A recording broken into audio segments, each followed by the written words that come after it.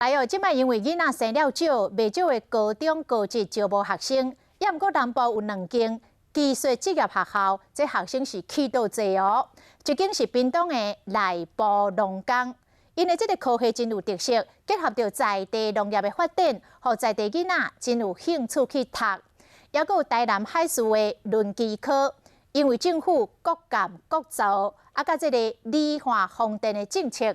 而且阁有就业高薪的保证班，结果是连2年招生拢招甲满。操作停车吊大型的动物，开雪山鸟向前吐起来。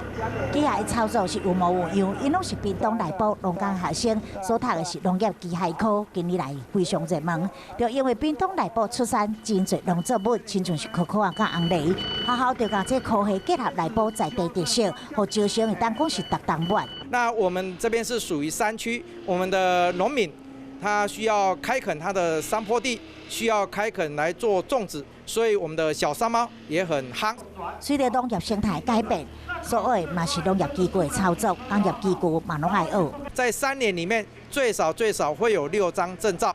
农产丰富的内部农工发扬农业理科，若是招生小组化，颠倒成长的，也有一间喷出花青出来，学生挂面搭，认真练习电焊。